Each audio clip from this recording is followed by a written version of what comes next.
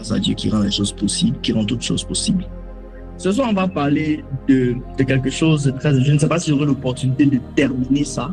Je ne sais pas si j'aurai l'opportunité. On va parler d'un message très important. Et je veux vraiment que tu sois concentré parce que non seulement ça va aller très vite, mais c'est vraiment un enseignement très condensé. Vous savez, la prière et l'invocation, c'est une technologie, ce sont des technologies spirituelles qui, en réalité, font le socle d'une religion, d'un système spirituel. Mais ce sont des technologies qui ont été oubliées. Ce sont des technologies que l'Église a finalement fini par oublier. Et c'est très dommage, parce que c'est le fondement même, c'est le fondement de l'activité du monde spirituel. Père, au nom de Jésus, je te soumets tous les esprits, toutes les âmes, toutes les oreilles qui sont exposées au son de ma voix. Je prie au nom de Jésus que la résistance tombe, que les écailles des yeux tombent, que l'Esprit de Dieu puisse commencer à faire son travail. Que ce message ne soit pas juste un message d'exhibition de connaissances, que ce ne soit pas un spectacle, que ce ne soit pas un concours d'exhibition de connaissances ou de sagesse, mais que ce soit un message de restauration, de transformation, d'impact. Que des gens qui sortent d'ici exposés à ce message puissent sortir avec une gloire de Dieu spectaculaire, qu'ils commencent à adopter les bonnes pratiques et que le ciel ne soit plus jamais fermé sur leur tête. Merci Saint-Esprit dans le nom de Jésus. Amen. Alors, écoutez-moi très attentivement. La prière et... Donc le thème c'est la prière et l'invocation. Prière et invocation. Je vais commencer par dire ceci. Quand Dieu crée l'humanité, quand Dieu crée l'existence, Dieu crée l'humanité actuelle avec pour mission de faire en sorte que cette humanité-là soit le terrain de jeu, soit la plateforme d'existence des esprits. La terre telle qu'on l'a connue à l'époque d'Adam a été configurée selon le modèle d'une plateforme réservée aux esprits. C'est-à-dire quoi? C'est-à-dire que quand Dieu crée la terre, c'est vrai qu'il veut créer des hommes qui sont faits de chair, mais il veut avant tout créer des esprits. Si vous remarquez dans le livre de Genèse chapitre 1, Dieu va dire que l'homme puisse dominer sur les oiseaux du ciel, sur les oiseaux de la terre, etc. Mais il va aller plus loin. Il va dire que l'homme puisse dominer sur tout ce qui se meut, tout ce qui se déplace sur la terre. Je ne sais pas si on peut lire ce verset, mais vous allez voir qu'on va le lire. Genèse chapitre 1. Dieu dit quelque chose de sérieux, très rapidement. Genèse chapitre 1, verset 28, il a écrit ceci. Et Dieu les bénit. Et Dieu dit fructifiez. Donc, soyez féconds. Multipliez, remplissez toute la terre et assujettissez la terre.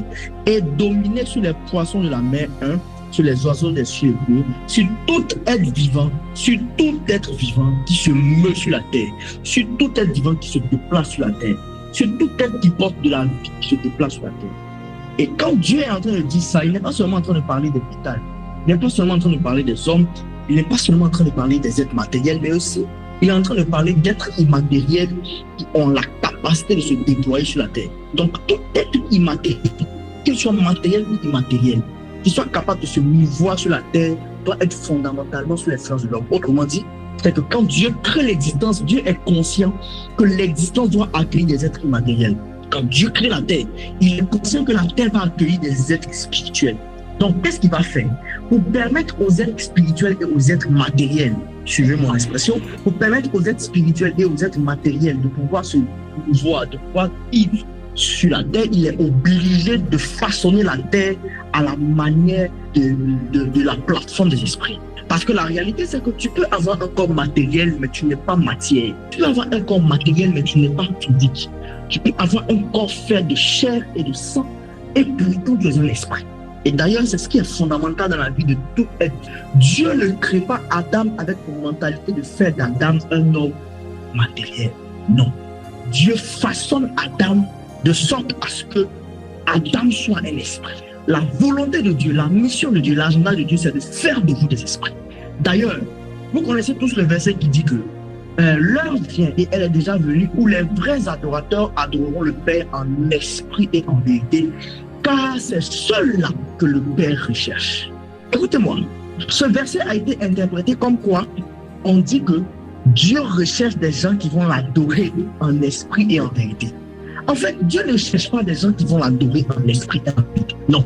Dieu cherche des gens Dieu cherche des esprits qui l'adorent en vérité. Dieu ne cherche pas des gens qui vont l'adorer en esprit et en vérité. Non, en fait, Dieu cherche des esprits qui vont l'adorer en vérité. D'accord? Ce sont là les adorateurs que le Père demande. En fait, les adorateurs que le Père recherche, ce sont des esprits qui vont être capables de l'adorer en vérité. Parce que si on vous demande tout de suite, qu'est-ce que ça signifie adorer en esprit et en vérité, vous allez voir des milliers d'interprétations. Vous allez voir des interprétations qui vont à gauche et à droite. Vous allez voir même une catégorie d'interprétations qui seront aux antipodes, qui seront contraires à l'interprétation que Y va dire. Donc, prophète Kouadio va venir dire, ou bien prophète Moulaton va venir dire, adorer en esprit, c'est adorer en ayant la vie de Jésus en lui. Prophète Antinaleka va venir dire, non, quand on parle d'adorer en esprit, c'est de prier en langue, c'est quand tu adores avec la langue. Écoutez, adorer en esprit, ça veut dire être un esprit qui adore, un esprit qui adore avec. Donc Dieu fondamentalement cherche des gens, cherche des esprits. Dieu prie des esprits. Voilà, si vous montez dans le même passage, Dieu ne dit pas, Jésus ne dit pas, l'heure vient. Non, c'est pas comme ça que Dieu commence. C'est pas comme ça que Jésus commence l'expression. C'est pas comme ça que Jésus commence son message. Jésus dit d'abord, Dieu est esprit. Et il faut que ceux qui l'adorent en esprit. Il dit Dieu est esprit. Pourquoi il dit que Dieu est esprit? Plus tard, il dit Dieu est esprit. Il dit Dieu est esprit parce qu'il est en train de faire comprendre que la qualité des adorateurs qui marchent auprès de Dieu doivent être semblables à Dieu. Conclusion, ils doivent être des esprits. Il dit Dieu là, c'est un esprit. Il est impossible pour vous d'adorer Dieu tel que vous devrez l'adorer si vous n'êtes pas fondamentalement des esprits. Maintenant, regardez quelque chose. Je veux qu'on puisse vraiment suivre parce que ça va être des enseignements isolés, mais plus tard vous allez voir, ça va se connecter. D'accord? Donc vraiment prêtez attention. C'est vrai que c'est difficile de se concentrer quand on est en ligne, mais prêtez attention parce que après vous allez voir que ce sera un bouton. Donc je disais que Dieu crée l'existence.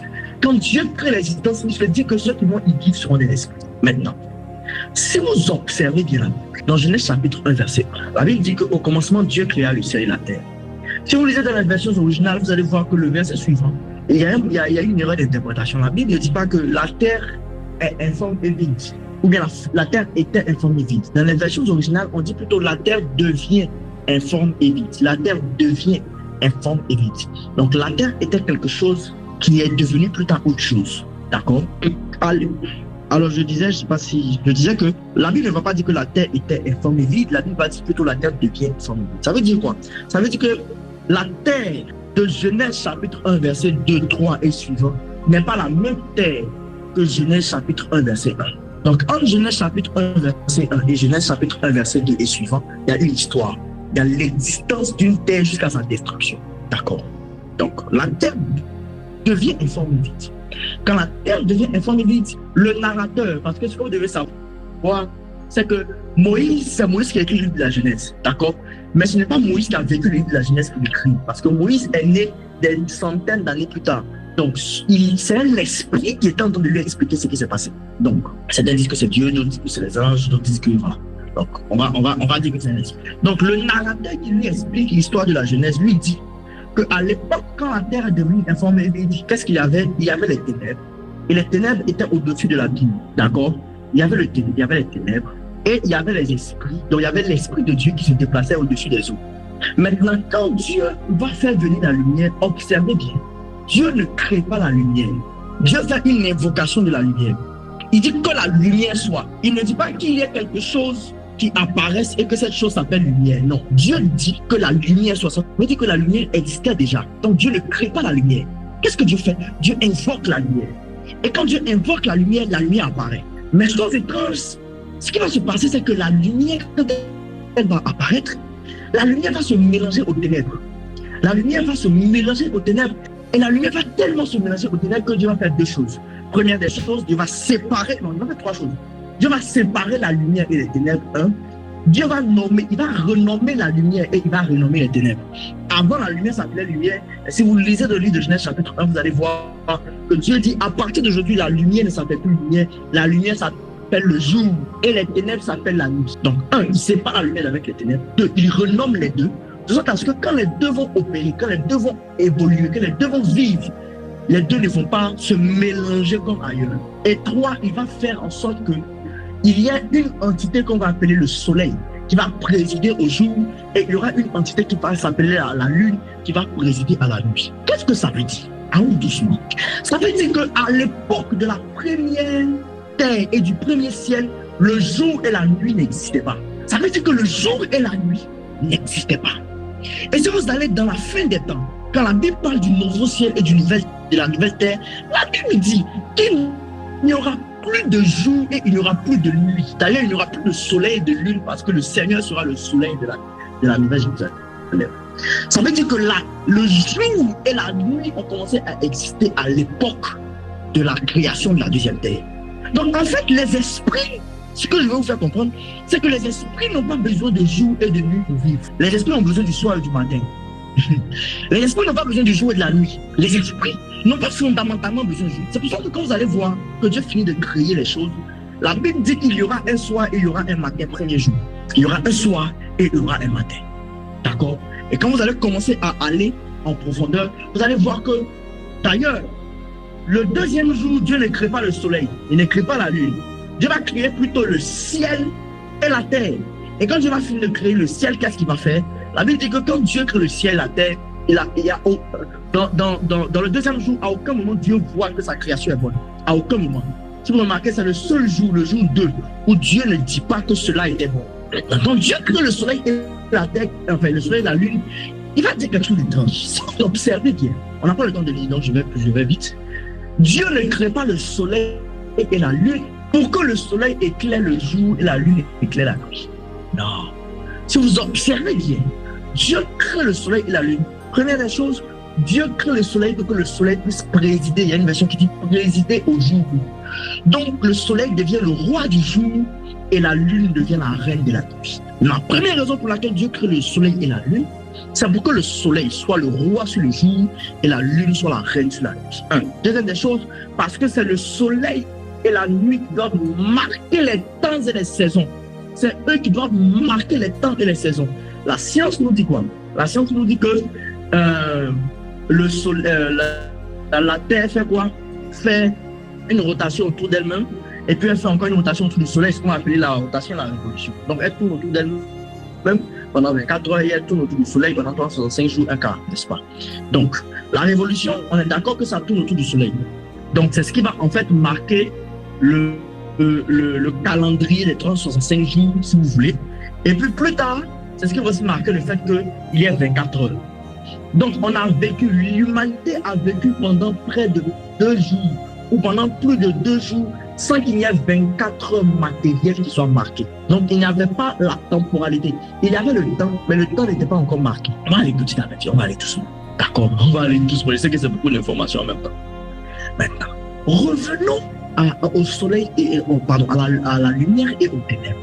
Si vous observez bien, la Bible dit que quand Dieu crée la lune, enfin quand Dieu crée la lumière et que Dieu crée les ténèbres, la lumière et les ténèbres vont se mélanger. Pour vous qui avez fait les sciences physiques, pour vous qui étiez allés à l'école, pas vers l'école, à l'époque où on parlait en chimie de la loi de l'homogénéité, et je parle sous le contrôle d'éventuels chimistes ici, il y a une loi qu'on appelle la loi des corps homogènes, ou la loi de l'homogénéité. C'est une loi qui dit que 2 corps de la même nature peuvent avoir tendance à se mélanger et à se confondre. Soit parce que si vous prenez de l'eau, 2 verres d'eau, l'eau de pluie, si vous voulez, et puis l'eau du robinet, ou bien l'eau de la mer, ou bien l'eau de la mer et l'eau du robinet, si vous mettez ces 2 liquides-là ensemble, vous allez voir qu'il est probable que ces liquides-là deviennent quoi? Deviennent un corps homogène. Même quand vous prenez l'huile, à un moment donné, quand vous mélangez l'huile dans l'eau, il y a une saison où l'huile et l'eau deviennent homogènes, jusqu'à ce que naturellement, ils vont se séparer. Donc l'huile sera en haut et puis l'eau sera en bas. Donc 2 liquides peuvent être homogènes, 2 solides peuvent être homogènes. Mais un liquide et un solide ne peuvent pas être homogènes. Sauf si on fait ce qu'on appelle la liquéfaction. Donc on transforme le solide en liquide. Donc si la lumière et les ténèbres se sont mélangés, sont devenus homogènes, jusqu'à ce que Dieu soit obligé de les séparer, ça veut dire que la lumière et les ténèbres sont de la même nature. Ça veut dire que les ténèbres, ce sont une autre forme de lumière et la lumière, c'est une autre forme de ténèbres. La lumière est une forme de ténèbres et les ténèbres sont une forme de la lumière. Ça, c'est pas de la spiritualité, ça, c'est de l'intelligence. Ça, il faut juste être intelligent pour comprendre ça. C'est pas encore de la spiritualité. D'accord? Maintenant, ce qui sera de la spiritualité, c'est que les forces de la lumière, les esprits dans la lumière, les esprits qui marchent dans la lumière, les esprits qui opèrent dans la lumière, les esprits qui vivent dans la lumière, ont aussi en eux une dimension de ténèbres qui n'est pas négligeable. Parce que si cette dimension des ténèbres était négligeable, Dieu n'aurait pas eu le besoin de séparer la lumière des ténèbres. Et puis, au-delà du fait que Dieu sépare la lumière des ténèbres, Dieu va faire en sorte qu'il y ait une entité qui gère les lois de la lumière et une autre entité qui gère les lois. Je ne sais pas si tu comprends ce que je suis en train d'expliquer. Donc, on va aller plus loin. Quand on va lire les Écritures, vous allez voir que il y a une autre chose qui est très étrange dans la Bible, c'est que quand Dieu décide de créer les animaux, suivez très attentivement. Si vous ouvrez la Bible et que vous parcourez le livre de la Genèse, surtout dans la dimension de la création, dans le verset de la création, vous allez vous rendre compte que quand Dieu crée, quand Dieu est en train de fabriquer la terre, Dieu va dire par exemple que la terre produit des animaux, que la mer produise des animaux, que la mer produise, je sais pas moi, que la mer produise, que le ciel, pardon, produise des animaux. D'accord? Je vais faire un exercice, je vais faire quelque chose, mais j'ai pas de bic devant moi, malheureusement. Je n'ai pas de bic devant moi. Mais je vais vous montrer quelque chose. Je sais pas comment que j'aurai le temps de faire ça rapidement. Peut-être que je vais attirer ma caméra, je sais pas. Je vais vous montrer quelque chose, hein. Donnez-moi quelques secondes. Donnez-moi quelques secondes. Voilà. Est-ce que vous voyez mon écran? Je vais avoir mon écran et à m'entendre en même temps. Super. D'accord, répondu. Alors, qui connaît le nom de cette image? Je ne dis pas des traits. Je demande qui connaît le nom de cette image. Qui sait comment cette image s'appelle? D'accord? C'est une forme de gribouillage. Mais son nom précis, c'est quoi? D'accord, il y a quelqu'un qui répond qu'il ne sait pas. Est-ce que quelqu'un d'autre sait ce que c'est? Ou si vous voulez ça. Bon, ça, c'est beaucoup moins gribouilleux que celui-là. Mais qu'est-ce que c'est que ça? Qui connaît son nom? Qui sait comment ça s'appelle? C'est des tracés, c'est un dessin, je suis d'accord. Mais ça s'appelle comment? C'est quel type de dessin? Comment on appelle ça? Ok. En fait, il vous sera difficile de donner le nom de cette chose. Pourquoi? Parce que fondamentalement, cette chose n'existe pas. Cette chose n'existe pas. À la seconde où la chose n'existe pas, ça n'a pas de nom. Ça n'a pas de nom. Ça n'existe pas. Donc, si quelque chose a déjà un nom, ça veut dire que cette chose existe. À la seconde où vous allez voir que on va admettre que cette chose-là existe, on va lui donner un nom et à partir de ce moment-là, on va commencer à nommer la chose. C'est pour cela que je suis encore plus confortable pour vous dire qu'il y a des saisons de l'existence, de l'éternité où le jour et la nuit n'existaient pas parce que c'est à l'époque où Dieu créait le ciel et la terre qui va commencer à nommer quoi? La lumière et les ténèbres. Bref, donc, si vous observez dans la Bible, Dieu ne dit pas on va créer quelque chose et on va l'appeler animal. Dieu ne dit pas on va créer X, Y, Z chose et on va l'appeler animal. Non. Dieu dit que la terre produit des animaux. Ça veut dire que la terre connaît ce que c'est qu'un animal. L'eau, la mer, c'est ce qu'on appelle animal. Le ciel comprend le langage. Il sait ce que c'est qu'un animal. Donc, quand Dieu dit que la terre produise et que la mer produise, qu'est-ce que Dieu est en train de faire? Dieu n'est pas en train de créer un animal. Dieu est en train d'invoquer un animal. Donc, Dieu était en train de faire des invocations. En fait, la création de la terre, du ciel et de la terre, c'est une série d'invocations que Dieu est en train de faire. Dieu n'était pas, je sais que ça va choquer les gens, mais vraiment, avec tout le respect que je vous dois, c'est pas mon problème. Dieu n'était pas en train de créer le ciel et la terre. Dieu était en train d'invoquer le ciel et la terre. En fait, Dieu était en train d'invoquer le ciel et d'invoquer la terre. C'est vrai qu'il y a eu des séquences, où les choses n'existaient pas, donc il était obligé de les créer, les nommer. D'accord? Mais pour la plupart de l'activité de Dieu vis-à-vis du ciel et la terre, c'est des invocations. Je veux dire par là. Je veux te faire comprendre qu'en fait, l'invocation, c'est l'activité de la divinité. C'est une pratique évidente de la divinité. Les divinités ne prient pas. Les divinités ne prient pas. D'accord? Ce sont les hommes qui prient. Ce sont les hommes qui prient. C'est pour ça que, aussi longtemps que vous êtes un homme, vous aurez toujours besoin de prier. Je vous assure. Vous devez prier parce que vous êtes des hommes. Paul vous dit prier sans cesse parce que, Paul vous dit prier sans cesse parce que Paul est conscient que vous devez prier. Les hommes doivent prier. Les hommes doivent prier. Mais excusez-moi de vous le dire ainsi. Le problème, c'est que les divinités ne prient pas. Les divinités font des invocations. Les divinités invoquent. Là où les hommes prient, les divinités invoquent. Deuxième des choses, l'invocation, c'est la pratique qui consacre la réponse à la prière d'un homme. Donc, quand un homme prie, la réponse de Dieu à la prière de l'homme, c'est une invocation. Parce que naturellement, la pratique évidente de l'opération de la divinité, ce sont les invocations. Maintenant que ceci est dit, il faut vous rendre compte de quelque chose. Je vous avais dit précédemment que Dieu ne cherche pas, Dieu n'avait pas dans sa tête l'ambition de créer des hommes. Regardez, le 16e jour, là où Dieu va invoquer 90% de la terre, de la plateforme sur laquelle les esprits et les hommes vont se mouvoir, le 6e jour où Dieu va faire la dernière création, on va dire ça comme ça, de façon doctrinale, on va dire que c'est la dernière création. Dieu va faire quelque chose. Dieu va dire, cette fois-ci, il va dire, créons l'homme. Si vous observez, Dieu ne fait pas de réunion pour créer l'existence, sauf à partir de l'homme, pour 2 raisons. Ou même si on veut pour 3 raisons. Première des raisons, parce que le chef-d'œuvre, parce que Dieu va créer son chef-d'œuvre. 1. Deuxième des choses, parce que justement Dieu va se mettre à créer. Parce qu'il va se mettre à créer.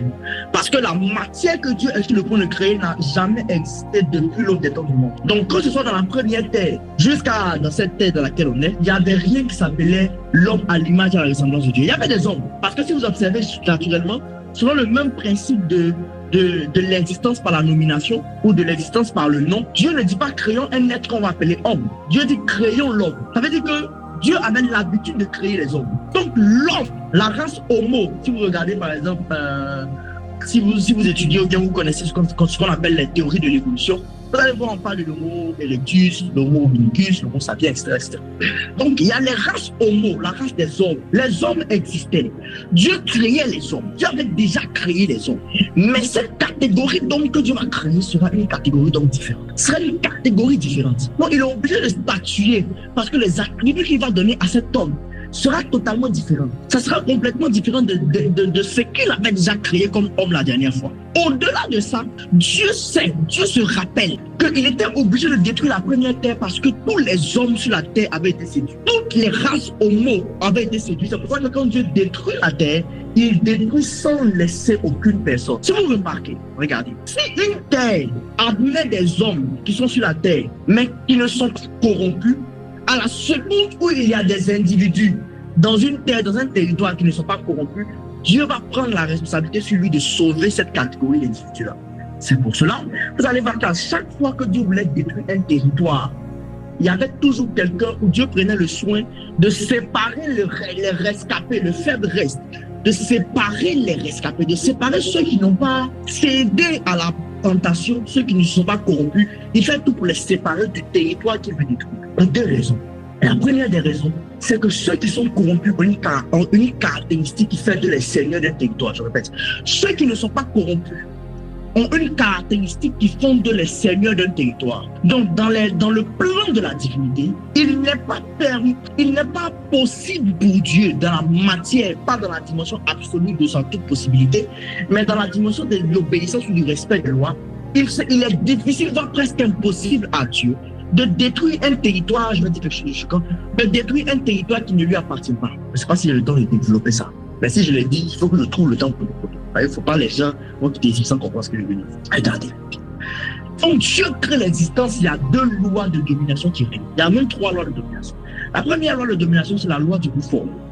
Celui qui est plus fort va prendre le pouvoir. 2, il y a la loi de l'héritier du trône. Donc tu peux ne pas être le plus fort, mais comme c'est toi qui es l'héritier du trône, comme c'est à toi que le trône est destiné, tu t'y assois. Et il y a la loi de la corruption et de l'incorruptibilité. C'est-à-dire quoi? Dans le milieu dans lequel vous êtes, s'il y a un qui n'est pas corrompu par le milieu, on peut organiser tout un séminaire pour expliquer ça. Parce que quand on parle de corrompu par le milieu, on veut parler du fait que tu n'es pas comme les autres. C'est là l'importance de la consécration, de la mise à part. Quand tu te mets à part, tu deviens celui que Dieu établit sur le reste. Tu deviens celui que Dieu établit sur ses frères. C'est pour ça, dans Hébreux chapitre 1, la Bible dit que ton trône, ô Dieu, est un trône éternel. Parlant du Fils, il dit que ton trône, ô Dieu, est un trône éternel. Le sceptre de ton règne est un sceptre d'iniquité. Tu as aimé la justice, tu as haï l'iniquité. C'est pour cela, ô Dieu, ton Dieu t'a oint d'une huile de joie en face de tous tes semblables. Quand tu te mets à part dans le milieu dans lequel tu es, qui est corrompu, Dieu t'établit au-dessus de tes frères. D'accord? Partons de ce principe. Quand Dieu t'établit, il te donne le pouvoir naturel de dominer sur le territoire. Tu peux même ne pas être informé que tu as le pouvoir de dominer sur le territoire, mais au moins, dans le monde des esprits, on sait que c'est toi qui es là. Donc, si tu veux détruire cet endroit, Dieu n'a pas d'autre choix que de te séparer du territoire parce que ta présence fait office de protection et il y a un mot là. qu'on utilise en langage militaire, là. De non-violence, merci. Ça fait office de barrière de protection et de loi de non-violence sur le territoire dans lequel tu te trouves. D'accord? Donc, quand Dieu veut créer l'homme là, il est obligé de le faire venir. Parce que l'homme spécifique qu'il va créer là, c'est un homme à part. Mais Dieu se rappelle qu'à l'époque, il avait créé des hommes. Il avait tous trahi. Si vous remarquez, chaque fois que, comme je le disais, chaque fois que Dieu veut détruire un territoire, il est obligé de séparer ceux qui ne se sont pas corrompus. Donc, si vous observez, il n'y a pas de rescapé de la première terre. Ça veut dire qu'eux tous ont été corrompus. Donc, Dieu était obligé de les détruire eux tous. Donc, quand Dieu veut créer celui-là, il le crée différemment. Il dit l'homme que je vais créer, à la différence des autres hommes, il sera à mon image, il sera à ma ressemblance. Conclusion, il sera une divinité. Je peux vous expliquer, encore avec des textes écrits dans les livres de Genèse, que effectivement Adam qui était là, c'était une divinité qu'on appelait la divinité de la domination. Il faisait partie de l'ordre des dieux. C'est pour ça que quand Dieu le bénit, Dieu dit qu'il faut qu'il domine. Parce que son mandat en tant que divinité, c'est de dominer. C'est pour ça que je dis, et ça n'engage que moi, que Dieu n'a pas créé les hommes pour l'adorer. Dieu a créé les hommes pour dominer. Dieu ne crée pas les hommes pour l'adorer. L'adoration est un engagement de bonne volonté. L'adoration est la réponse d'un esprit à la bienveillance et à l'amour que son maître et son Seigneur lui donne. Ce n'est pas une obligation fondamentale. Ce n'est pas la raison de ta création. Dieu va se plaire plus dans ta vie lorsque tu prendras le temps de dominer plutôt que tu prendras le temps de chanter. Ouais. Dieu attend plus de toi que tu sois un homme de domination que d'être un chanteur ou bien d'être un excellent chanteur à l'école et au groupe musical et à l'église. Ou bien d'organiser le worship session. C'est bien, je ne dis pas que c'est mauvais, c'est extraordinaire. Mais un grand centre, un centre international qui a la meilleure des voix mais qui ne domine pas, c'est comme un téléphone qui est sans chargeur, sans batterie. Ça n'a pas de raison d'exister. Dieu serait capable de t'ôter de la terre si tu chantes et que tu es extraordinaire en chantant, mais que tu es médiocre dans la dimension de la domination. C'est pour ça qu'il a créé cette affaire. Soit. Donc, Dieu crée la terre parce que Dieu invoque la terre parce que la terre doit être un playground, un terrain dans lequel va faire quoi? Dans lequel va se voir une divinité qu'on va appeler l'homme, qu'on va appeler Adam maintenant. Si Dieu donc passe tout son temps, la plupart de son temps, le clair de son temps dans la création à faire des invocations, ça veut dire que la terre vibre selon la loi des invocations. La terre existe par le principe des invocations. C'est-à-dire que l'atmosphère de la terre réagit et répond aux invocations. Donc, l'invocation, comme je le disais, c'est l'activité d'une divinité. Il sera difficile pour un homme de prier, enfin d'invoquer. Il sera difficile pour un homme d'invoquer. Parce que naturellement, les hommes prient. Est-ce que je suis en train de dire que la prière est plus grande que l'invocation? Non. La prière n'est pas plus grande que l'invocation. Ce n'est pas ce que je dis en fait. Qu'est-ce que je dis? La prière, première des choses, c'est quoi la prière? La prière, c'est déjà parler à Dieu. La prière, c'est parler à Dieu. Bon, ça, c'est ce qu'on nous enseigne à l'école le dimanche. Est-ce que vous m'entendez? J'ai l'impression qu'on m'entend. Vous m'entendez? Ok, super, excellent. Donc, la prière, c'est parler à Dieu. Ça, c'est ce qu'on nous enseigne à l'école du dimanche. C'est ce qu'on nous enseigne à l'école du dimanche. La prière, c'est parler à Dieu. C'est communiquer avec Dieu. C'est échanger avec Dieu. En fait, laissez-moi vous dire que je ne suis pas totalement d'accord avec cette définition de la prière. La prière, c'est pas parler à Dieu. En fait, la prière, c'est adresser une requête à Dieu. C'est adresser une demande à Dieu. C'est ça la prière. En vérité, la prière, ce n'est pas parler avec Dieu. C'est adresser une requête à Dieu. Fondamentalement, c'est ça. D'accord? C'est ça la prière. Donc, la prière crée la communication entre toi et Dieu. Crée le contact entre toi et Dieu. En fait, c'est véritablement ça ce que c'est que la prière.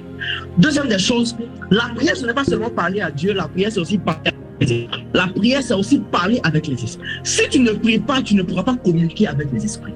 Si tu ne pries pas, tu ne pourras pas parler à Dieu, tu ne pourras pas parler aux anges. D'ailleurs, tu ne pourras pas parler aux démons et à Satan.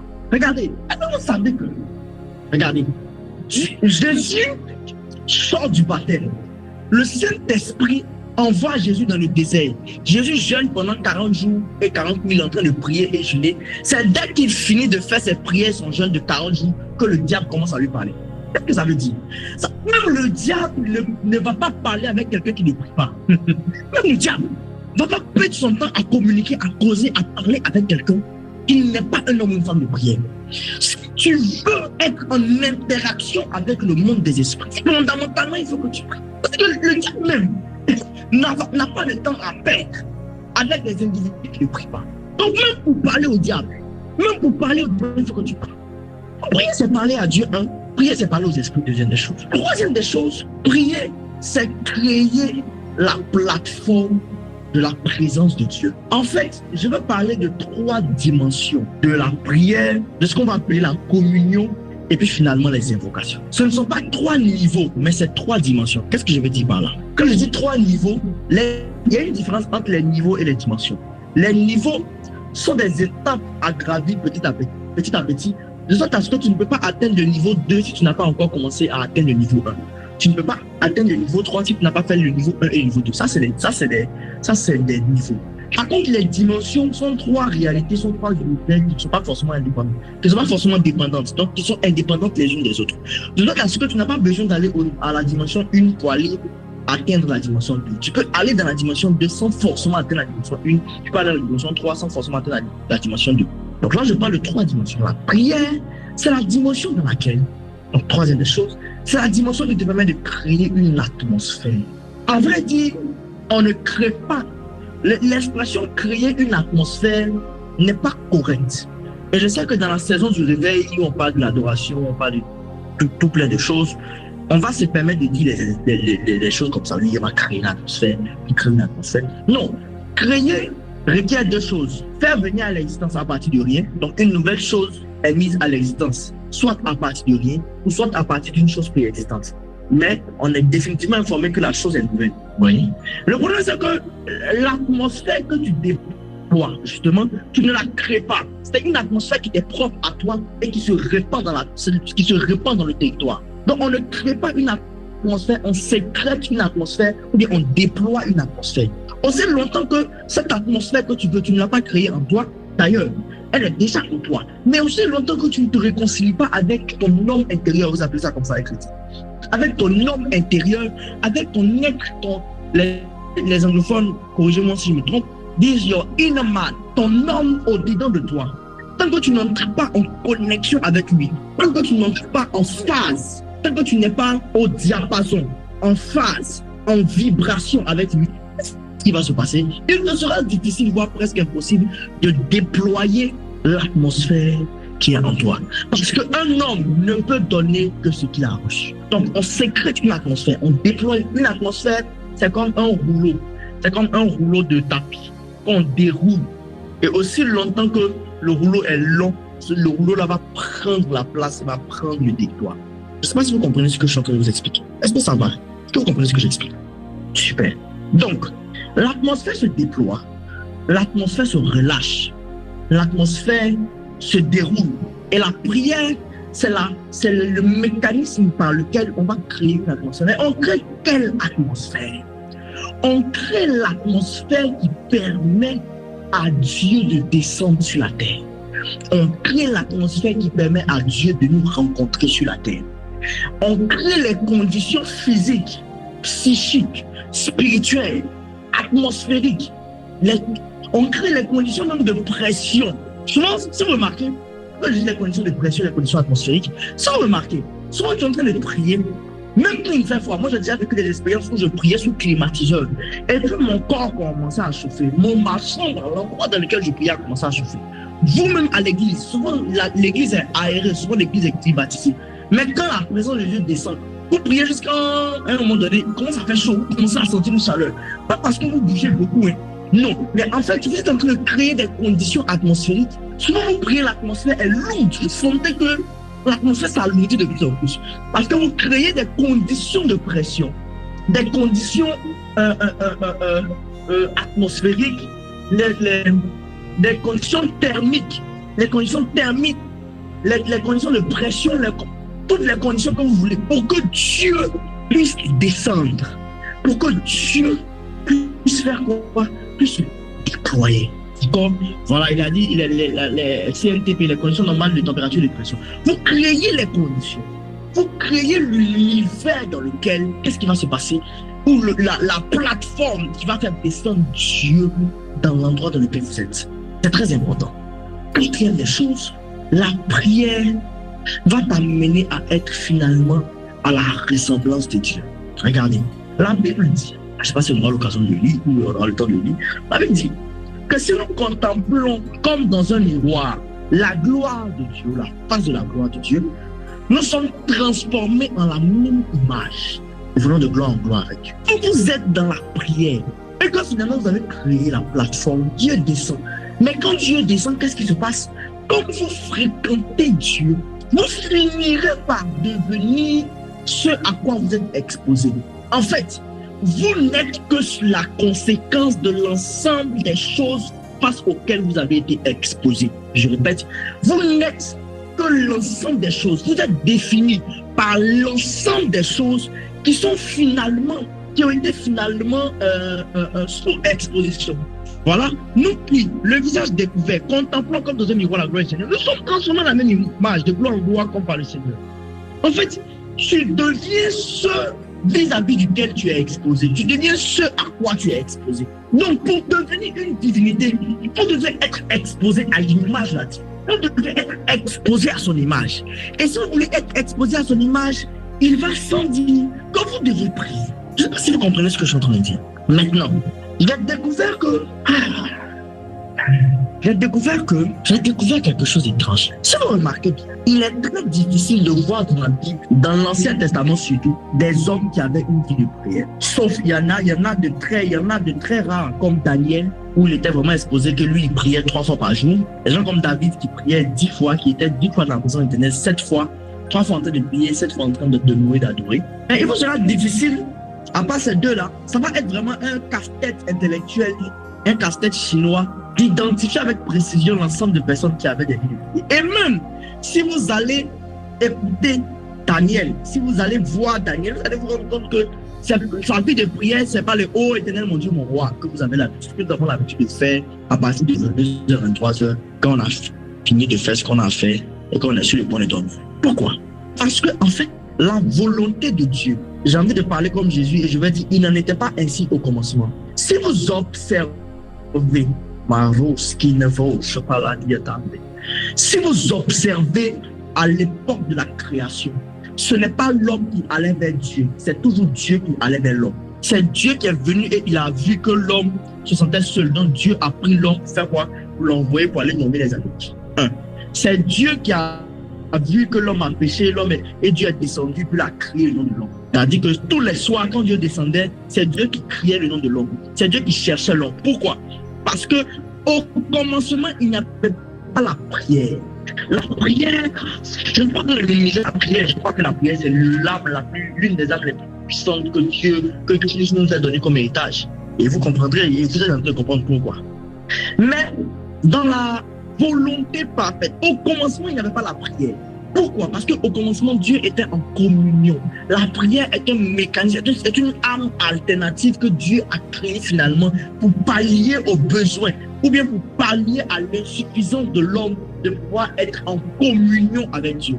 À l'époque, Dieu était en communion avec sa création. La création ne priait pas, la création communiait. La création communiait. La création faisait quoi? Était en communion. Le grec de communion, c'est koinonia. La création était en koinonia. Mais c'est quoi koinonia? C'est quoi la communion? La communion, c'est pas le fait d'aller prendre la Sainte Seine, qu'on appelle aussi la communion. La communion, c'est pas aussi d'organiser agapé. Ou bien chaque dimanche après le culte, vous allez commencer à discuter avec les gens, causer, saluer, etc. C'est pas ça fondamentalement la communion. La communion, c'est la fusion de l'homme. C'est la fusion. Quand on parle de communion, on veut parler de fusion. On veut parler d'unité et d'unicité, d'unification. Vous ne devenez plus que, c'est-à-dire que vous devenez homogène. Vous devenez 2 êtres homogènes. Et donc, quand vous devenez 2 êtres homogènes, vous ne priez pas. Vous communiez, vous discutez, vous échangez, vous parlez, vous interagissez, vous commencez, vous entamez une conversation. En fait, nous avons du mal à exceller dans la vie de prière parce que justement, nous prions. Pourtant, Dieu veut qu'on aille au-delà de la prière. Dieu veut qu'on puisse être en communion avec lui. Et la communion, c'est la conversation, c'est l'unicité, c'est le fait de ne devenir plus qu'un avec Dieu. Mais ce n'est pas de la communion dont nous sommes en train de parler aujourd'hui. La prière, finalement, va t'ouvrir la porte à la communion et va t'ouvrir la porte à la vie. Qu'est-ce que je dis? La prière va t'ouvrir la porte à la communion et va t'ouvrir la porte à la vie. C'est ce que la Bible appelle, quand la Bible dit que vous êtes participant à la nature de Dieu, là, c'est ça. La participation à la nature de Dieu, là, c'est la communion, c'est la koinonia. Quand la Bible dit, quand vous êtes le corps de Christ, Christ étant la tête et vous êtes les membres, qu'est-ce que vous pensez que ça veut dire? Ça veut dire que vous êtes Christ, vous êtes en koinonia avec Christ. Vous avez fusionné. C'est comme pour nous autres qui aimons Dragon Ball Z, là, c'est un peu comme ça que ça fonctionne. C'est-à-dire quoi? Vous fusionnez avec Son Goku, fusionne avec Vegeta et on ne sait plus qui est Son Goku, on ne sait plus qui est Vegeta. On voit maintenant qui soit Gogeta ou bien Végéto. On voit un individu, une entité. Donc c'est une question de se connecter. C'est une question de se connecter avec la force cosmique fondamentale, l'entité cosmique fondamentale. C'est une question de ne faire plus que avec cette réalité cosmique, cette réalité supracosmique là, qui va en fait infuser dans notre esprit son essence, hein? qui va infuser en notre esprit ce que les Grecs appellent son sperma, qui va infuser dans notre esprit, dans notre être, notre matière, son essence, je ne sais pas quel mot utiliser, son essence, je ne veux pas dire son ADN, parce que ça va au-delà de l'ADN. Il va infuser son liquide. Vous comprenez ce que je veux dire? Il va infuser ça en nous. Et c'est à cet instant-là que nous vibrons, que nous marchons à la dimension de la divinité, que nous marchons dans la... Ça va même au-delà de la réalité des fréquences. Ça va au-delà d'une réalité. Ça va au-delà des fréquences. Vous devenez des représentations de Dieu. Mais ça encore, c'est léger. Est-ce que vous savez que Dieu n'est pas... Comment dire ça? Vraiment, je suis en train de lutter avec mon esprit. Est-ce que vous savez que... J'ai dit ça une fois quelque part et j'ai été choqué. Je vous pose une question très logique. Ça, c'est une question de logique. C'est pas une question de oui, mais la Bible dit... Non. C'est une question de logique. Est-ce que quelque chose qui n'a pas commencé, qui n'a pas de début, est-ce que quelque chose qui n'a pas de début est vivant ou est vivante? Répondez-moi honnêtement. Est-ce que quelque chose qui n'a pas de début, n'a pas de commencement est vivante? Soyons honnêtes. Attends. Est-ce que quelque chose qui n'a pas de commencement est vivante? D'accord.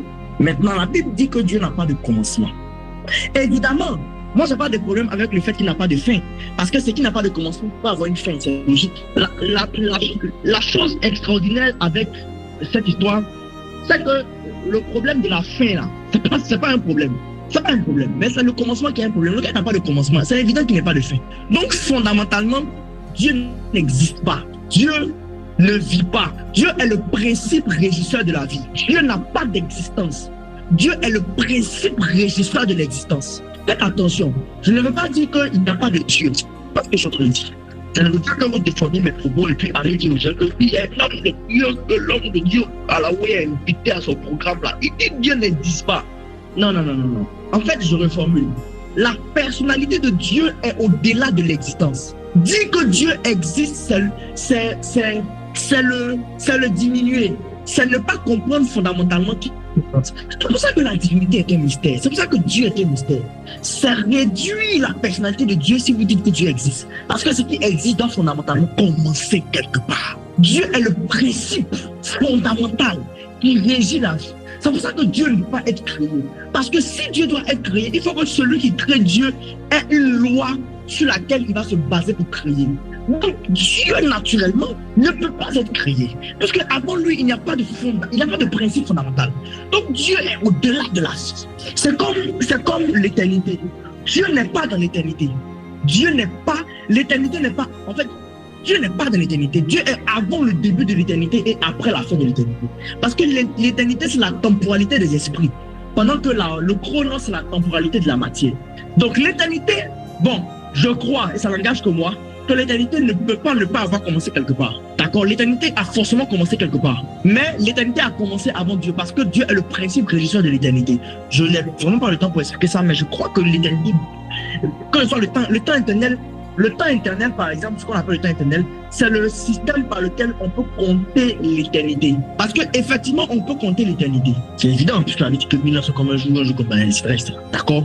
Donc, Dieu est le principe régisseur de l'existence. Dieu est est la raison pour laquelle Dieu est la raison pour laquelle l'existence existe. D'accord? Donc, cet être-là qui est insoluble, parce que c'est à ça que ça nous amène.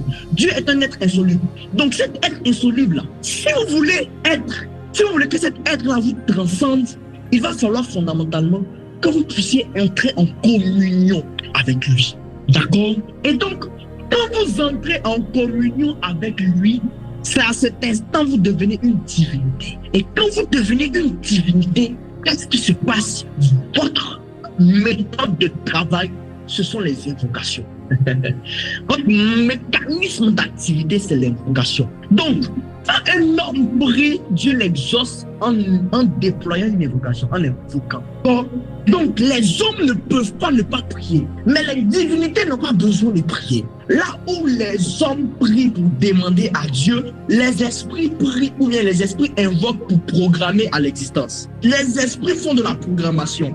Je ne sais pas s'il y a quelqu'un ici qui est programmeur, mais les programmeurs vont mieux comprendre la méthodologie d'opération de la divinité. Donc, un programmeur peut mieux comprendre le principe des invocations qu'un pasteur.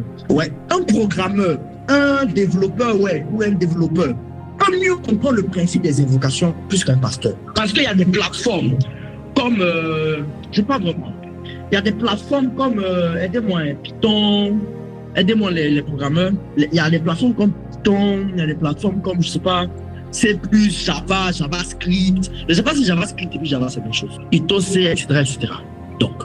Donc, il y a tout ça. Il y a des programmeurs, donc il y a des plateformes. Ce sont des plateformes sur lesquelles, qu'est-ce qui va se passer? On va se baser pour faire de l'investissement. On va se baser pour faire de la programmation, pour créer du matériel. D'accord? C'est le même principe. L'invocation, c'est le processus par lequel on va sur la base de lois, sur la base de normes, sur la base de réalité, sur la base des choses qui ne sont pas disponibles dans le monde matériel. On va faire quoi? Aller dans le monde matériel et on va appeler à l'existence. On va appeler à l'apparition, d'accord, des êtres ou des choses immatérielles qui n'existaient pas naturellement dans le monde matériel. Quand vous êtes une divinité, il y a des principes. Donc, comme je disais, l'invocation, c'est un mécanisme. C'est une technologie qui va te permettre, en fait, de pouvoir exécuter des tâches, de faire exécuter des tâches, d'exécuter et de faire exécuter des tâches dans le but et dans la finalité de faire apparaître ce dont tu as besoin, ce que tu veux faire apparaître. D'accord? C'est ça l'invocation. Donc, l'invocation, c'est une technologie qui, dans son essence fondamentale, n'a pas été créée pour échouer. Ah, ça, il faut vraiment une conférence d'une semaine pour parler. Les esprits qui ont l'habitude d'invoquer sont conscients qu'il n'y a aucune invocation, même quand les principes régisseurs derrière l'invocation la ratent, même quand ces principes sont détournés, aucune invocation n'a pour objet zéro, ou bien n'a pour finalité zéro, ça n'existe pas. Même quand une invocation rate, il y a une conséquence quelque part. Même quand l'invocation rate, il y a une conséquence quelque part. Maintenant, écoutez-moi attentivement. Vous avez été créés pour être des évocateurs ambulants. Je répète, vous avez été créés pour être des évocateurs ambulants. Je vous explique pourquoi. Malheureusement, je n'aurai pas le temps d'aller en profondeur sur la prière et l'invocation. Je vais te demander à ce que tu me fasses grâce. On verra. Mais regardez, si j'avais beaucoup de temps, je vous aurais expliqué que pour invoquer, il faut une plateforme, ce qu'on va appeler un hôtel. Il faut fondamentalement un hôtel ou bien il faut être connecté à un hôtel pour invoquer. Gloire soit rendue à notre Seigneur Jésus-Christ, nous avons un hôtel fondamental qu'on appelle l'hôtel de la croix. L'hôtel de la croix est la plateforme par excellence pour invoquer, pour faire toutes sortes d'invocations. Quoi qu'il en soit, j'avais dit précédemment que Dieu a passé la plupart de son temps dans la création en train d'invoquer. Quelqu'un va donc me poser la question de savoir, mais où est donc l'autel de Dieu qui lui permettait d'invoquer? Est-ce que vous me permettez de répondre à cette question? Si vous observez dans la Bible, il y a un individu, il y a un être, il y a une entité qui s'appelle l'agneau de Dieu, qui a été immolé avant la fondation du monde. Il y a un individu là, on l'appelle, c'est l'un des plus grands mystères. On l'appelle l'agneau de Dieu qui a été immolé dès la fondation, avant la fondation du monde. J'ai un problème. Quand Jean-Baptiste rencontre Jésus, Jean-Baptiste fait une révélation extraordinaire. Jean-Baptiste dit que voici l'agneau de Dieu qui ôte le péché du monde. D'accord? Donc, on est définitivement informé que celui qui a été vu plus tard sur le trône dans l'Apocalypse, c'est celui qui est mort sur la croix qu'on appelait agneau. C'est l'esprit de l'agneau qu'on a rencontré. D'accord? Maintenant, celui qui est mort sur la croix est mort pour nos péchés. On est d'accord? Vraiment, là, les questions d'intelligence, là, c'est pas mystère, c'est une question d'intelligence. Lui qui est mort sur la croix, là, l'agneau qui est mort, là, c'est justement parce qu'il est mort que nous, nos péchés sont pardonnés. On est d'accord qu'avant que nos péchés ne soient pardonnés, ou bien avant qu'il ne soit mort, les péchés n'étaient pas pardonnés. D'accord? Les péchés n'étaient pas pardonnés avant que ce gars-là ne meure. C'est quand il est mort que son sang est rendu disponible. Donc, on est définitivement informé que la mort de ce gars, j'entends par là de l'agneau immolé, de Jésus là, celui-là, il nous a donné la possibilité ou la faculté ou le mandat de non seulement être sauvés, mais aussi de voir nos péchés être pardonnés. On est tous d'accord là-dessus. Finalement, celui qui est mort avant la fondation du monde, là, il est mort pourquoi? Lui qui est mort avant la fondation du monde, là, il a été immolé pourquoi? Pourquoi il a été immolé? Vous ne pouvez pas me dire que c'est la précipitation de Jésus. Vous ne pouvez pas me dire qu'il a été immolé aussi pour que son habit soit utilisé pour faire habit de Adam et puis Ève. Pourquoi on dit ça? Parce que l'immolé qu'il a été immolé dont on parle là, c'est le même immolé que Jésus a été immolé. Donc fondamentalement, les conséquences de cet holocauste-là doivent avoir servi naturellement pour faire quoi? Pour laver les péchés, pour effacer les péchés. Donc la conclusion de ce sang-là devait effacer les péchés d'Adam et Ève, et ça allait créer par ricochet l'inexistence du péché. Normalement, cet agneau-là devait avoir traité le problème du péché à la base. Mais il n'a pas fait ça. Donc, il faisait quoi? Il est mort pourquoi? Il est mort pourquoi? En fait, l'une des raisons fondamentales pour lesquelles il est mort, c'est que comme la divinité devait être invoquée à grande échelle, il fallait une plateforme. Écoutez-moi attentivement. Même les divinités ont besoin d'hôtels. Même les divinités ont besoin d'hôtels pour travailler. Une divinité. En fait, je suis sûr que vous avez entendu des expressions comme quoi Dieu ne peut pas entrer dans le monde s'il n'a pas quelqu'un qui lui en donne l'autorisation. Les esprits ne peuvent pas entrer dans le monde matériel s'ils n'ont pas d'autorisation venant de l'homme. Parce que Dieu a dit, la Bible dit que Dieu est le Dieu des cieux et il a donné la terre aux fils des hommes. On est d'accord. En fait, l'autorisation là, c'est la création d'un hôtel. C'est l'existence d'un hôtel qui lui est dédié. Donc il faut que Dieu puisse bâtir un hôtel, puisse immoler un être, puisse le sacrifier avant d'avoir la plateforme qui va lui permettre de faire en sorte que la deuxième terre puisse naître.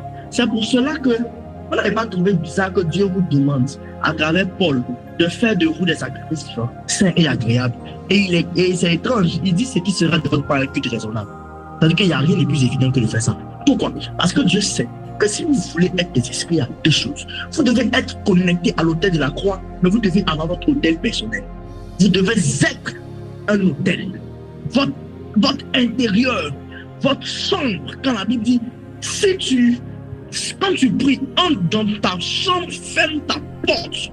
Quand tu médites, tu dois être capable dans la méditation, quand tu entres à l'intérieur du monde qui est toi, du monde qui est en toi, que tu renfermes, de la même manière que Dieu renferme tout le monde et que le monde est en lui. Rappelez-vous, la Bible dit que j'adore ce verset-là, est-ce que quelqu'un peut mettre Éphésiens 4, je vais ouvrir une parenthèse. Je pense que je vais m'arrêter là, parce que j'étais en train de manquer de temps. Hébreux chapitre 4, si tu peux faire 11, 12, 13 et 14, il y a quelque chose de grave que Dieu a dit, que Paul a dit. Quelque chose de grave. Paul dit quelque chose. J'espère qu'il a dit Éphésiens, que je n'ai pas dit Hébreux. Éphésiens 4, ou plutôt, 9, 10, 11. Pardon. Éphésiens 4, 9, 10 et 11. Regardez ce qui s'est passé. C'est ça, Éphésiens 4. Éphésiens chapitre 4. Ah, la personne dit alors. La Bible dit, oh, que signifie il est monté? Sinon qu'il est aussi descendu dans les régions inférieures de la terre. Verset 10. Celui qui est descendu, c'est le même aussi qui est monté au-dessus de tous les cieux afin de remplir toutes choses. Et il a donné les uns comme apôtres, les autres comme prophètes, les autres comme évangélistes, comme apôtres, comme docteurs. Qu'est-ce qui s'est passé? Je vous explique.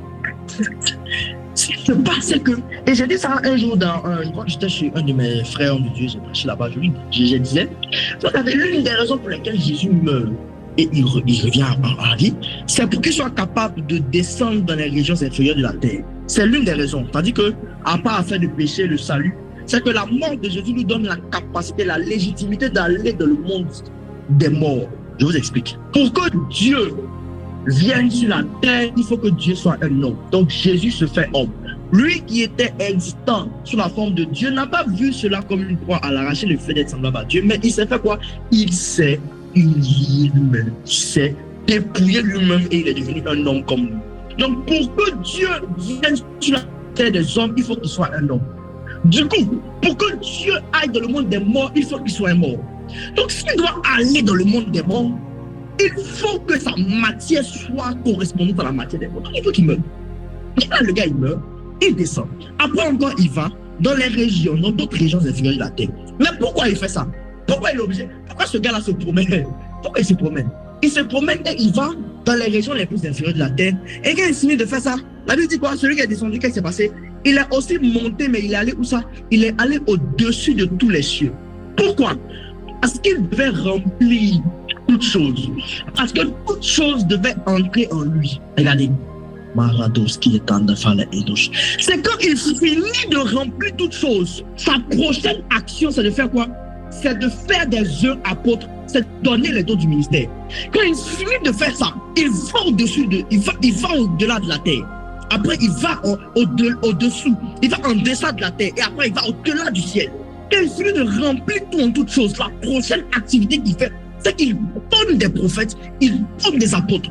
Donc, écoutez-moi, l'une des raisons fondamentales pour laquelle Dieu faisait tout ça, c'est pour avoir assez de puissance pour déployer les appelés du ministère. Voilà pourquoi je veux parler à un appelé. Ton mode de constitution n'est pas n'importe quel mode de constitution.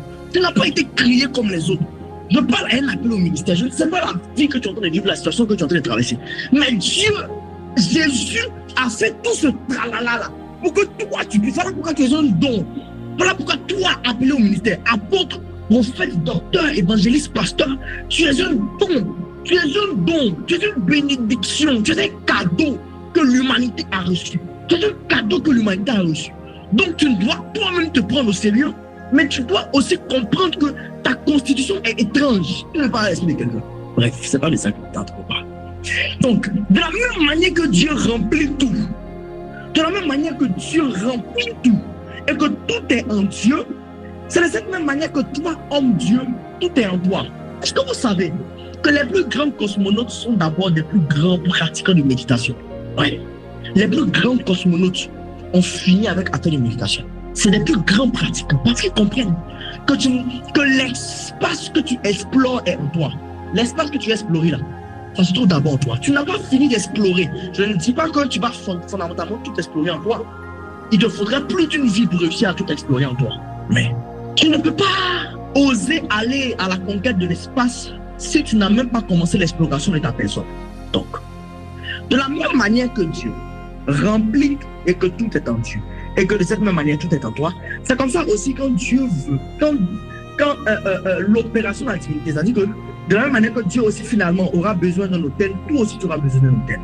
C'est pour ça que Dieu veut que tu sois un hôtel ambulant, que tu sois un individu qui marche avec un hôtel en soi. Donc c'est l'un des premiers principes. Et ce principe-là, ça fonctionne avec la spiritualité du nazi. D'accord? Ça fonctionne avec la spiritualité du nazi. Si tu ne payes pas de prix, tu ne sacrifies pas. Je discutais un jour avec un homme de Dieu, et on se disait comme ça que il y a certains hommes de Dieu aujourd'hui qui disent que oui, en réalité, payer le prix, ça n'existe pas, etc., etc. En fait, quand on dit payer le prix, là, on n'est pas en train de dire que 200 gigawatts de puissance égale à 200 000 francs, donc, ou bien égale à 50 jours de jeûne. Donc, si tu jeûnes 50 jours de jeûne, c'est comme si tu as pris 50 000 francs et puis tu t'en vas acheter 50 gigawatts de puissance. Non, c'est pas ce qu'on est en train de dire. On est en train de dire que le prix, c'est comme une entité que vous mettez, ou bien un animal que vous mettez sur un hôtel pour pouvoir produire quelque chose. D'accord? Donc, si vous n'arrivez pas à vous séparer, si vous n'arrivez pas à faire des vœux de nazi, un vœu de naziria, que vous ne devez pas de nazir, si vous ne pouvez pas être des nazis, si vous ne pouvez pas payer le prix, vous sacrifier, vous n'avez pas part à la divinité, vous n'avez pas part à l'activité de la divinité. D'accord? Donc, il y a la loi du nazir. La loi du nazir fait que l'esprit qui veut devenir une divinité, ou l'esprit qui est une divinité, mais qui veut exploiter son potentiel, doit faire vœu de naziréa, doit sacrifier des choses sur son autel pour enrichir l'autel. Deuxième des choses, il y a la matérialité de l'autel. Ça, c'est un enseignement assez complexe. Mais les autels immatériels ne fonctionnent que dans les mondes immatériels. Pour qu'un autel immatériel puisse commencer à avoir des effets dans l'autel, dans la réalité matérielle, il faut qu'il y ait une translation. Il faut qu'il y ait une translation entre l'immatériel et le matériel. Il faut qu'il y ait une représentation matérielle. C'est pour cela, si vous vous rappelez, Dieu va dire à Moïse, que fais tout ce que tu vois selon le modèle du ciel. Fais tout ce que tu as vu là, selon le modèle du ciel. Pourquoi? Parce que Dieu sait que si son règne, si l'autel, si les réalités immatérielles qui se trouvent dans sa présence doivent avoir une continuité logique, si les énergies du monde immatériel dans lequel il est, où se trouvent ces ustensiles-là, doivent être déployés dans le monde matériel, il faut que ce qui est dans l'immatériel ait sa translation, ait son image par translation dans le monde matériel. Je ne sais pas si je suis en train de parler à l'esprit. C'est un principe très important. Il faut que vous puissiez matérialiser. Le problème, c'est que, je reviens encore là-dessus, c'est que tu n'as jamais rencontré ton hôtel immatériel. Tu veux construire ça. Pour ça, vous allez voir ces hommes de Dieu. Ils vont mettre, par exemple, pas ces hommes de Dieu. Je ne veux pas attaquer les hommes de Dieu. Je n'attaque personne. Certains chrétiens, parce que c'est souvent des erreurs même que les chrétiens, que la plupart des chrétiens font. Les hommes de Dieu me sont beaucoup plus même enseignés sur ce genre de choses. Si on voit un homme lambda, un chrétien lambda, tu vas mettre une bougie sur son hôtel de prière, il va mettre une bougie, il va mettre des éléments X et Y, d'accord? Souvent même, ils mettent des fruits, etc., etc. Ils mettent des choses, soit parce qu'ils l'ont vu sur Google, soit parce qu'ils l'ont vu chez un homme, X ou Y, sans comprendre la quintessence de ce qu'ils sont en train de faire. C'est étrange. Peut-être que toi, ton hôtel de prière doit être juste un cahier et puis une Bible. Ton hôtel de prière, il y a des gens même, c'est des chambres, leurs chambres. Est-ce que vous savez que vous pouvez ériger un territoire en hôtel de prière? Ça dit quoi? Et ça existe dans les Écritures. Si vous suivez bien, il y a des territoires qu'on appelle les hauts lieux. Souvent, c'est des montagnes. En fait, c'est la montagne même qui est un hôtel. Donc, quand tu montes sur la montagne, tu n'as pas besoin même... Non. Ta simple présence sur la montagne te donne déjà le droit parce que la montagne est par définition un hôtel. Il y a des territoires comme... Je ne sais pas vous montrer ça, mais il y a des territoires comme Bethel, j'ai oublié le nom de l'hôtel de cette ville-là. Comme Hébron, merci. Il y a des endroits comme Hébron, par exemple, qui sont des hôtels, qui sont des plateformes. Tandis que vous n'allez pas voir un caillou et puis on vous dit que le caillou, ça c'est un hôtel. Non. Mais le territoire, c'est un vortex. C'est-à-dire que l'endroit dans lequel vous êtes est un vortex entre le monde matériel et l'immatériel. C'est une plateforme, un hôtel en soi. Donc, il est possible même que ce soit ta chambre qui devienne un hôtel. Comment est-ce que je veux dire? Mais en fait, tu ne peux pas avoir cette spiritualité-là si tu n'es pas éclairé, si tu n'es pas immu. C'est pour cela que l'une des prières les plus importantes, à mon sens, l'une des prières les plus importantes que Paul a eu à faire dans la vie des gens, c'est que Paul leur a transféré la lumière.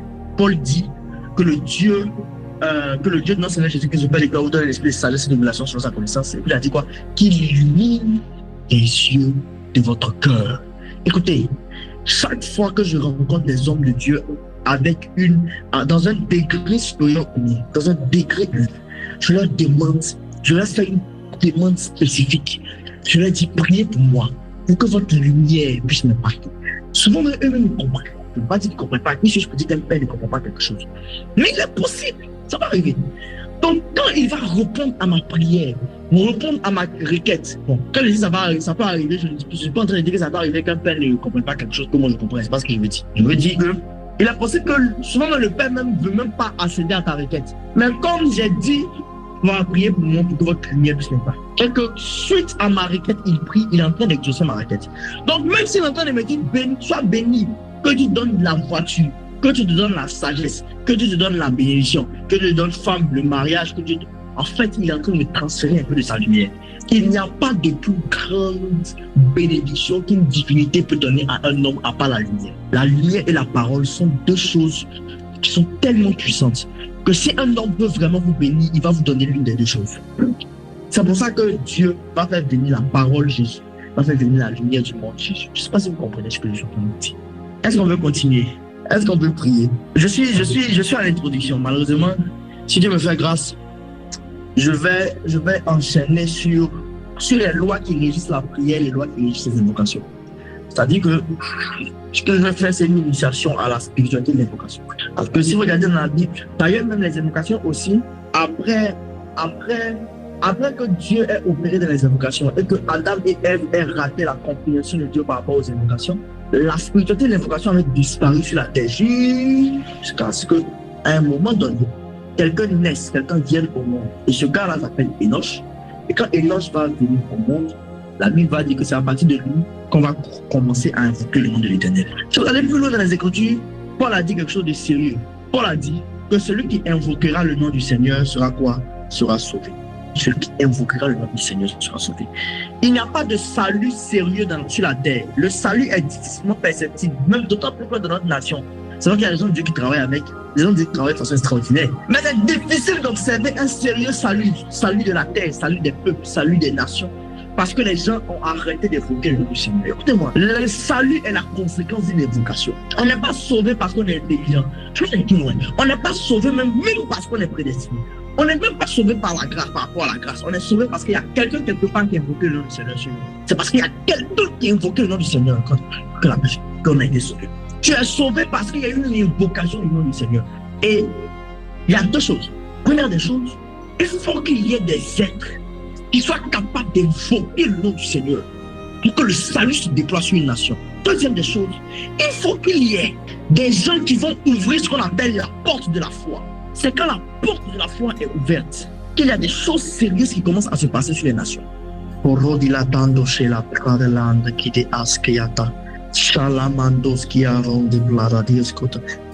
Est-ce que Shalaproski atole foruli tindakale evoskuti namosh kaliran deskilalo kalaundo kalara dilandas kele eskiatos tomen de viada.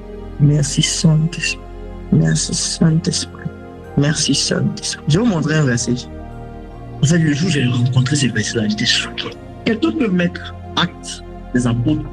En fait, ça a changé ma façon de comprendre l'évangélisation, je vous promets. Acte 14, chapitre 14, verset 27. Je vous garantis, quand j'ai entendu ce verset, il y a quelque chose qui s'est passé dans mon esprit.